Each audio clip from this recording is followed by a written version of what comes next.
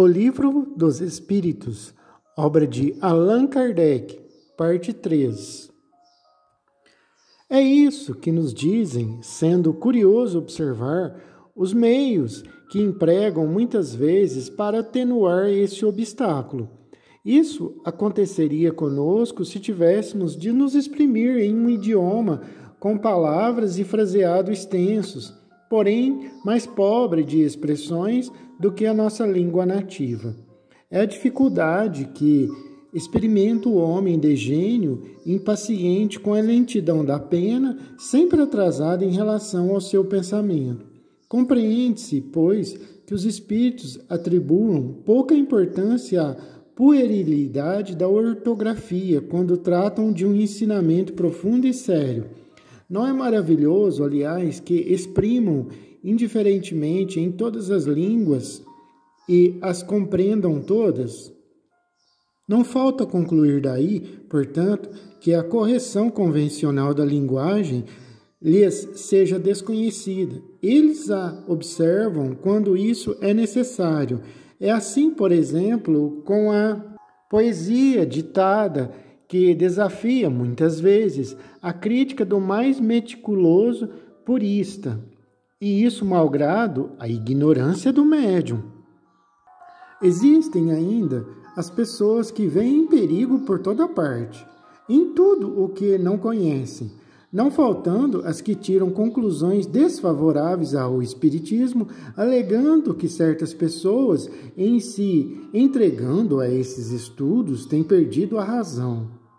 Como homens sensatos podem ver nesse fato uma objeção séria? Não acontece o mesmo com todas as preocupações intelectuais quando um cérebro é ineficaz?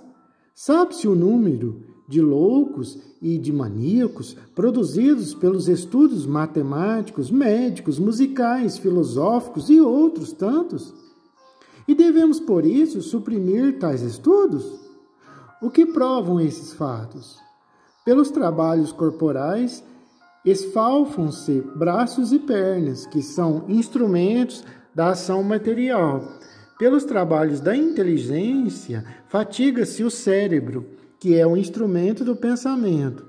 Mas se o instrumento está quebrado, o espírito não está, conserva-se intacto, e quando livre da matéria, não desfrutará menos da plenitude de suas faculdades.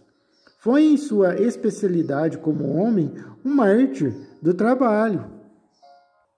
E todas as preocupações intelectuais podem ocasionar a loucura. As ciências, as artes, a própria religião fornecem seu contingente.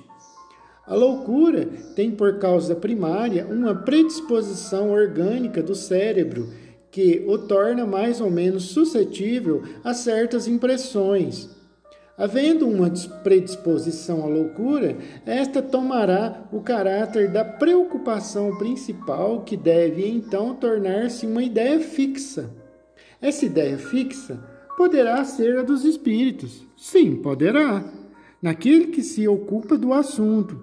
Como poderá ser a de Deus, em um religioso, dos anjos, do diabo, da fortuna, do poder, de uma arte qualquer, de uma ciência, da maternidade, de um sistema político ou social.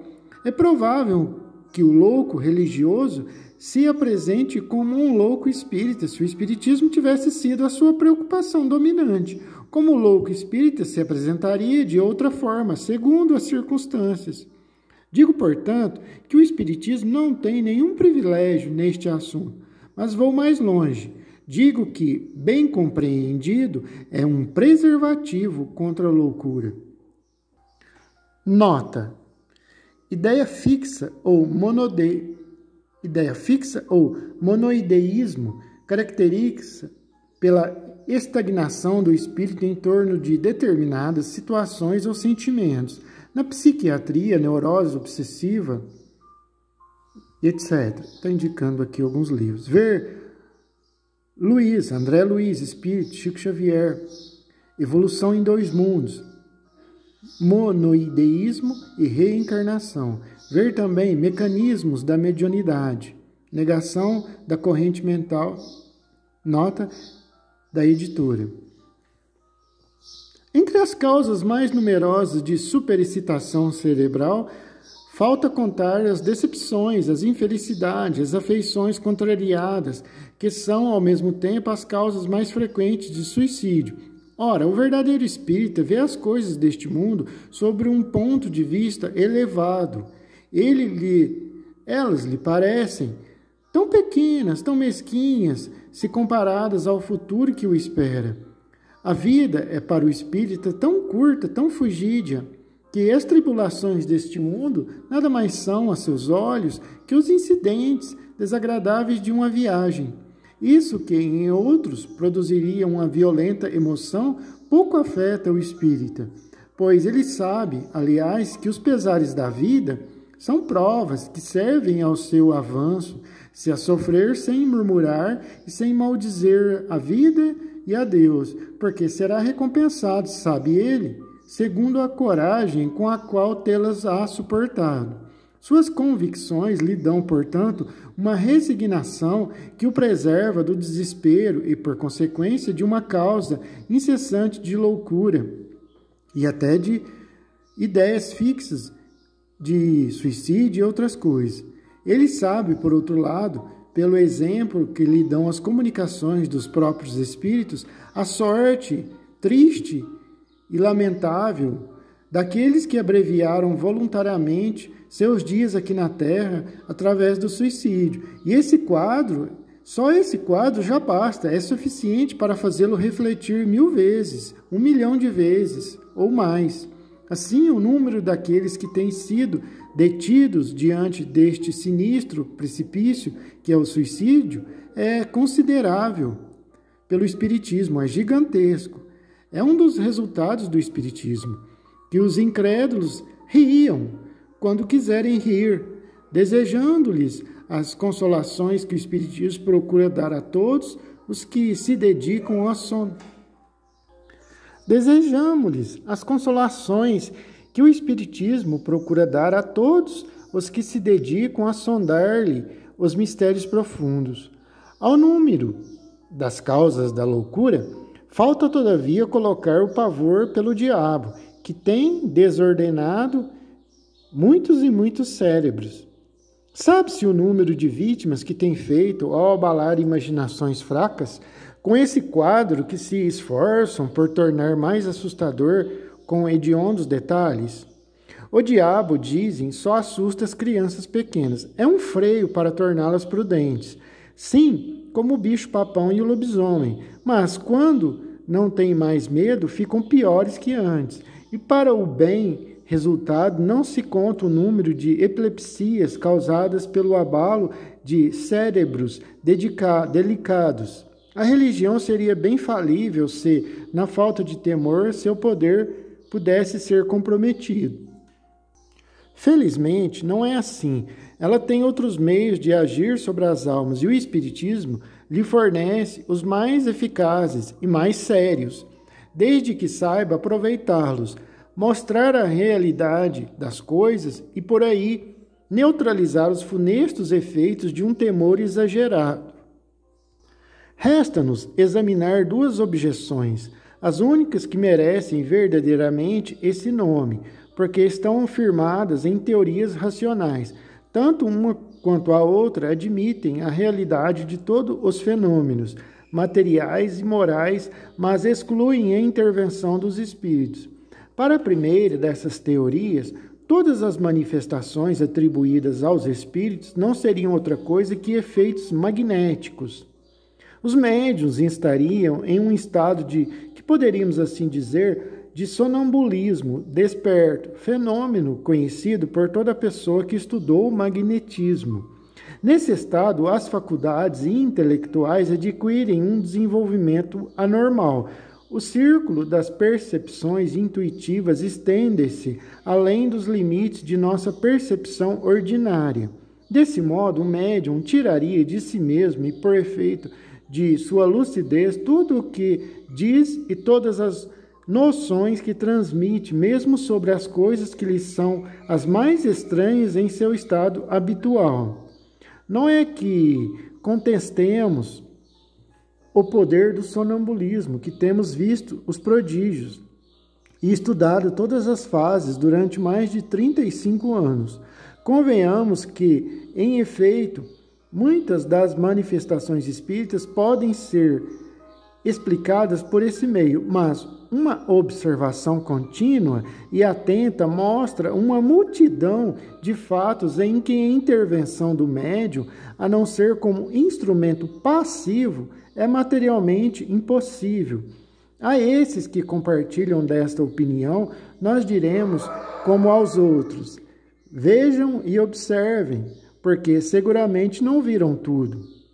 Nós lhe apresentaremos em seguida duas considerações tiradas de sua própria doutrina. De onde é que viria a teoria espírita?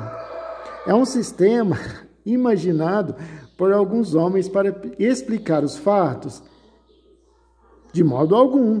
Quem, portanto, a revelou? Precisamente esses mesmos médiuns, a quem se exalta a lucidez. De onde você ouviria um livro áudio espírita com um galo ao fundo? Olha, em que outro canal, me diga, você ouviria um livro espírita áudio, adquiria tantos e tantos e tantos e tantos e tantos conhecimentos maravilhosos sobre a outra vida, sobre essa vida, sobre Deus, sobre a imortalidade da alma, sobre a reencarnação, e você teria um brinde ainda, um bônus extra de um galo cantando ao fundo. Quem, portanto, a revelou? Precisamente esses mesmos médios, a quem se exalta a lucidez. Se, portanto, essa lucidez é tal como se supõe, por que teriam eles atribuído aos espíritos o que teriam tirado de si mesmos? Como teriam dado esses ensinamentos tão precisos, tão lógicos, tão sublimes sobre a natureza dessas inteligências extra-humanas?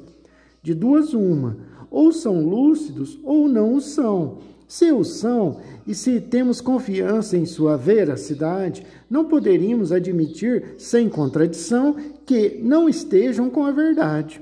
Em segundo lugar, se todos os fenômenos tivessem sua origem no médium, seria idênticos no mesmo indivíduo e não veríamos a mesma pessoa ter uma linguagem diferenciada, nem exprimir alternadamente as coisas mais contraditórias. Essa falta de unidade nas manifestações obtidas pelo médium prova a diversidade das fontes. Se, portanto, não podemos encontrá-las todas no médium, falta procurá-las fora dele. Segundo a outra teoria, o médium é a origem das manifestações, mas em lugar de tirá-las dele próprio, assim como o pretendem os artífices da teoria do sonambulismo, ele as obtém do meio ambiente. O médium seria, por assim dizer, uma espécie de espelho, refletindo todas as ideias, todos os pensamentos e todos os conhecimentos das pessoas que o rodeiam. Não diria nada que não fosse já conhecido, ao menos por alguns. Não poderíamos negar, e é mesmo um princípio da doutrina, a influência exercida pelos assistentes sobre a natureza das manifestações. Mas esta influência é bem diferente do que supomos, e daí a dizer que o médium seja apenas o eco dos pensamentos alheios, há um longo caminho, porque há milhares de fatos estabelecidos dizendo, peremptoriamente, o contrário. É, portanto, um erro grave que prova, de uma vez, o perigo das conclusões precipitadas. Essas pessoas, incapazes de negar a existência de um fenômeno que a ciência comum não consegue explicar e não querendo admitir a presença de espíritos, explicam-no à sua maneira. Sua teoria seria cativante se pudesse abraçar todos os fatos, mas não é assim. Quando se demonstra, a partir de evidências, que certas comunicações do médium são completamente estranhas aos pensamentos, aos conhecimentos, às opiniões de todos os assistentes, que essas comunicações são muitas vezes espontâneas e contradizem todas as ideias preconcebidas, mesmo assim, elas não são aceitas. A irradiação, dizem os opositores, estende-se bem mais além do círculo imediato que nos rodeia. O médium é o reflexo de toda a humanidade, de tal sorte que, se não possui as inspirações dela ao seu lado, tenha procurado fora, na cidade, na região, em todo o mundo e mesmo em outras esferas. Não creio que se encontre nessa teoria uma explicação mais simples e mais provável que a do Espiritismo, porque ela supõe uma causa maravilhosa, espetacular. A ideia de que seres que povoam os espaços, estando em contato permanentemente conosco, nos comuniquem seus pensamentos, nada tem que choque mais a razão do que a suposição dessas irradiações universais provenientes de todos os pontos do universo para se concentrarem no cérebro de um indivíduo, como um médium. Ainda mais uma vez, diremos, e isso é um ponto capital sobre o qual poderíamos insistir, a teoria do sonambulismo e a que poderíamos chamar reflexiva foram imaginadas por alguns homens. São opiniões individuais criadas para explicar um fato, enquanto a doutrina dos espíritos não é de concepção humana, foi ditada pelas mesmas inteligências que se manifestaram. Então, quando ninguém sequer sonhava e a opinião geral até mesmo a repelia. Ora, perguntamos, onde os médiuns foram buscar uma doutrina que não existia no pensamento das pessoas sobre a Terra? Perguntamos, por outro lado, por qual estranha coincidência milhares de médiuns disseminados sobre todos os pontos do globo, que não se viram jamais, harmonizaram-se para dizer a mesma coisa? Se o primeiro médium que apareceu na França sofreu a influência de opiniões já aceitas na América, por qual extravagância foi procurar essas ideias a milhares e milhares de léguas, além mar, em meio a um povo de costumes e linguagem estranha, em lugar de tomá-las à sua volta? Mas há outra circunstância na qual não temos refletido bastante ainda. As primeiras manifestações, tanto na França quanto na América, não foram dadas nem pela escrita nem pela palavra, mas por pancadas correspondentes às letras do alfabeto, formando palavras e frases. Foi por esse meio que as inteligências reveladas declararam ser espíritos. Se, portanto, pudéssemos supor a intervenção do pensamento dos médiuns nas comunicações verbais e escritas, não deveria ser assim com relação às pancadas, cuja significação não poderia ser conhecida de antemão. Poderíamos citar numerosos fatos que demonstram na inteligência que se manifesta uma individualidade evidente e uma independência absoluta da vontade. Reportamo-nos, então, aos opositores para uma observação mais atenta e, se estudarem sem prevenção e não tirarem conclusões precipitadas sem antes terem visto tudo, reconhecerão a impotência de sua teoria para resolver a tudo com a razão. Limitamo-nos a colocar as seguintes questões. Por que a inteligência que se manifesta, qualquer que seja ela, recusa-se a responder a certas questões de assuntos perfeitamente conhecidos, como, por exemplo, sobre o nome ou a cidade do interrogador, sobre algo que tem na mão, o que fez na véspera, seu projeto para o dia seguinte, etc., etc. Se o médium é o espelho do pensamento dos assistentes, nada lhe seria mais fácil responder. Adversários rebatam o argumento, perguntando. Adversários rebatem o argumento perguntando: se os espíritos que devem tudo saber não podem dizer coisas tão simples segundo o axioma, quem pode o mais, pode o menos, e disso eles concluem que não são os espíritos. Ora, se um ignorante ou um brincalhão, ao apresentar-se diante de uma douta assembleia, perguntasse, por exemplo, se de fato é um dia, em pleno meio-dia, acredita-se que se dariam a responder seriamente E não seria lógico que concluísse por seu silêncio ou das zombarias, como se dirigissem ao interpelante, que seus membros eram tolos? Ora, é precisamente porque os espíritos são superiores que não respondem a questões ociosas e ridículas e não querem estar em evidência. É por isso que se calam ou dizem se ocupar de coisas mais sérias quando fazem tais perguntas tolas e sem cabimento. Perguntamos, enfim, por que os espíritos vêm e se vão muitas vezes em um dado momento e, passado esse momento, não existem nem pedidos nem súplicas que possam torná-los a trazê-los. Se o médium agisse apenas por um impulso mental dos assistentes, é evidente que, nessa circunstância, o concurso de todas as vontades reunidas deveria estimular a sua clarividência.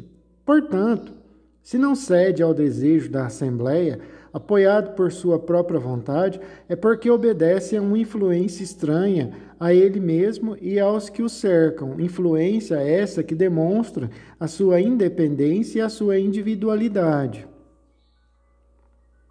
O ceticismo no tocante à doutrina espírita, quando não é o resultado de uma oposição sistemática e interesseira, tem quase sempre sua origem em um conhecimento incompleto dos fatos, o que não impede certas pessoas de resolverem a questão como se conhecessem perfeitamente.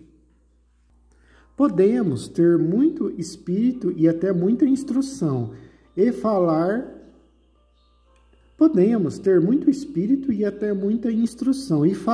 no julgamento. Ora, o primeiro indício da falta de senso é acreditar-se infalível.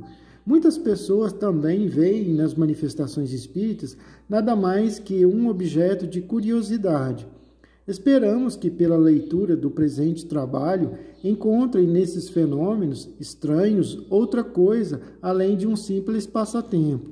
A ciência espírita compreende duas partes, uma experimental, sobre as manifestações em geral, a outra filosófica, sobre as manifestações inteligentes.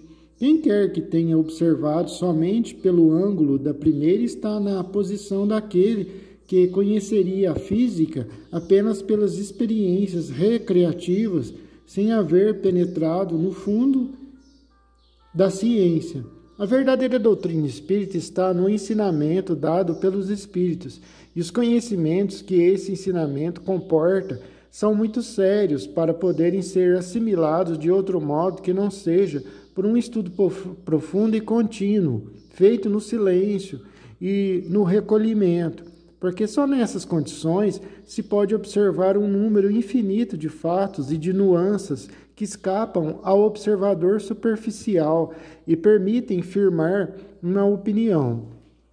Se este livro tiver como resultado mostrar o lado sério dessa questão e provocar estudos nesse sentido, isso já seria muito e nos felicitaríamos de ter sido escolhidos para realizar uma obra sobre a qual não pretendemos, de resto, receber nenhum mérito pessoal, porque os princípios que ela encerra não são de nossa criação.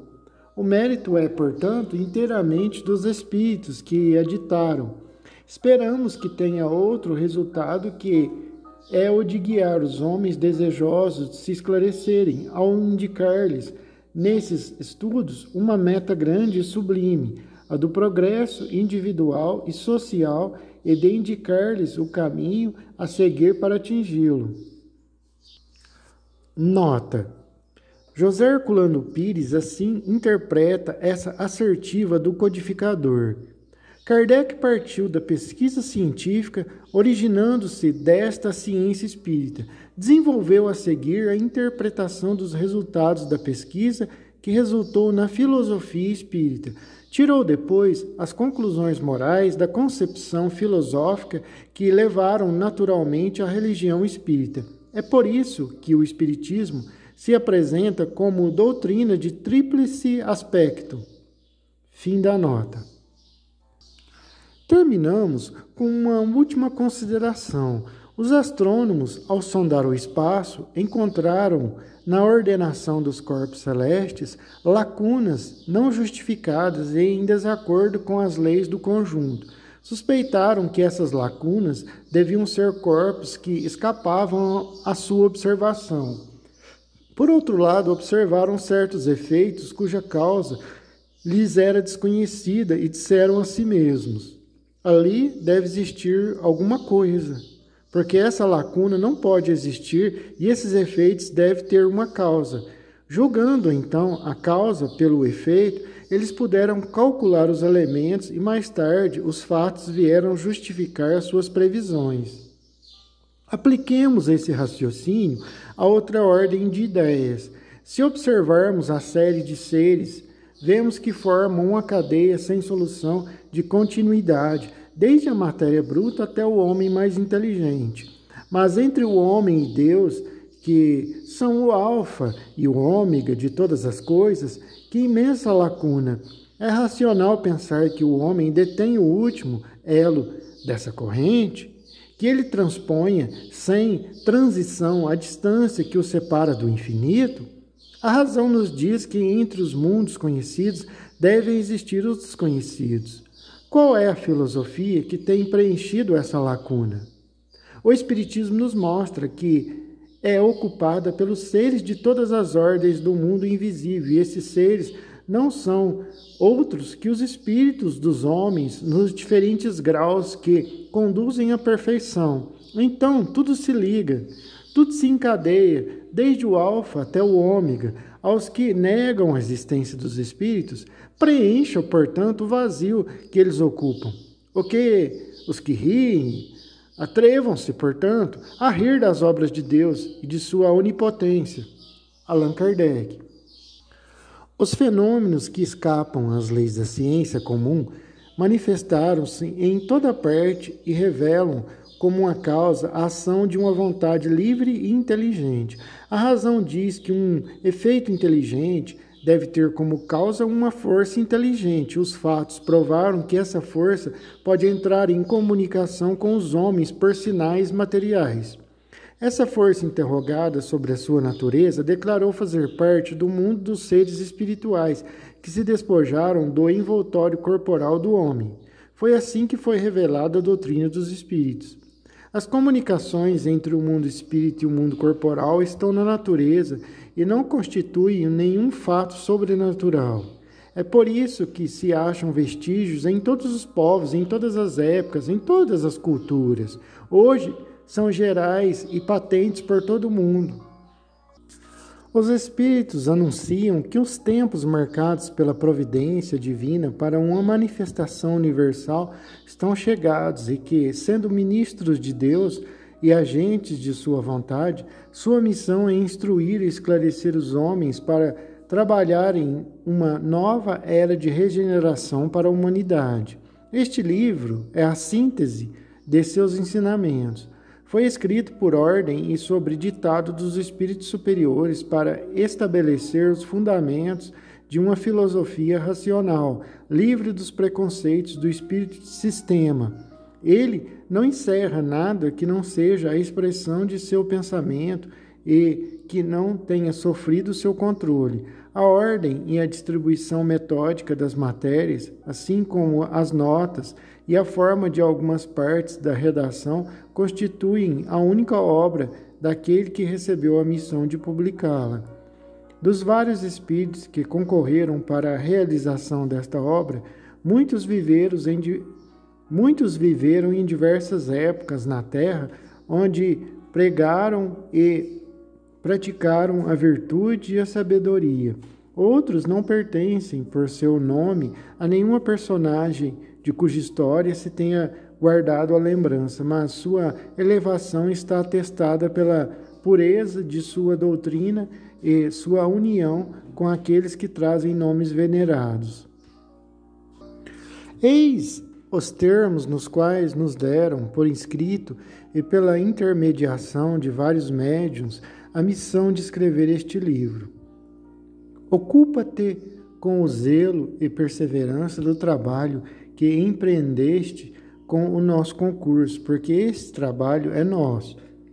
Nele pusemos as bases do novo edifício que se eleva e que deve um dia reunir todos os homens em um mesmo sentimento de amor e de caridade, mas antes de divulgares, revê-lo-emos juntos, a fim de controlar todos os detalhes. Estaremos contigo todas as vezes que assim o pedires, e para te ajudar em teus outros trabalhos, porque isso não é mais que uma parte da missão que te foi confiada e que já te foi revelada por um de nós. Entre os numerosos ensinamentos que te são dados, há aqueles que deves guardar para ti somente até nossa ordem de divulgá-los. Nós te indicaremos qual o momento de revelá-los. Enquanto esperas, medita sobre eles, a fim de estares preparado quando te dissermos. Porás no título do livro o ramo de parreira que desenhamos, porque ele é o emblema do trabalho do Criador. Todos os princípios materiais que podem melhor representar o corpo e o espírito nele se encontram reunidos. O corpo é o ramo, o espírito é a seiva. A alma ou o espírito unido à matéria é o bago. O homem, quinta essência, o espírito pelo trabalho, e tu sabes que é pelo trabalho do corpo que o espírito amealha conhecimentos. Não te deixes desalentar pela crítica, encontrarás contraditores encarniçados, sobretudo entre as pessoas interessadas em embustes, e encontrá-los-á mesmo entre os espíritos, porque aqueles que não estão completamente desmaterializados procuram muitas vezes semear a dúvida por malícia ou ignorância, mas siga sempre. Crê em Deus e anda com confiança. Estaremos aqui para te sustentar e o tempo está próximo, quando a verdade brilhará em toda parte. A vaidade de certos homens que acreditam tudo saber e tudo explicar, a sua maneira dará origem a opiniões dissidentes, mas todos os que têm em vista o grande princípio de Jesus e se confundirão no mesmo sentimento de amor ao bem e se unirão por um laço fraternal que envolverá o mundo inteiro. Deixarão de lado as miseráveis disputas de palavras para se ocupar das coisas essenciais, e a doutrina será sempre a mesma quanto ao fundamento para todos os que receberem as comunicações dos espíritos superiores. É com perseverança que chegarás a recolher o fruto de teus trabalhos. A satisfação que sentirás ao ver a doutrina propagar-se, ser bem compreendida, terá uma recompensa da qual conhecerás todo o valor, talvez mais no futuro que no presente. Não te inquietes, portanto, com os espinhos e as pedras que os incrédulos ou os maus semearão no teu caminho. Conserva a confiança, com ela chegarás ao alvo e merecerás sempre a nossa ajuda. Lembra-te de que os bons espíritos assistem àqueles que servem a Deus com humildade e com desinteresse e repudiam quem quer que procure no caminho do céu um caminho fácil para as coisas da terra. Eles se afastam dos orgulhosos e dos ambiciosos. O orgulho e a ambição serão sempre uma barreira entre o homem e Deus. São um véu lançado sobre as claridades celestes, e Deus não pode valer-se do cego para nos fazer compreender a luz. São João Evangelista, Santo Agostinho, São Vicente de Paulo, São Luís, o Espírito de Verdade, Sócrates, Platão, Fénelon, Franklin, Swedenborg, entre outros.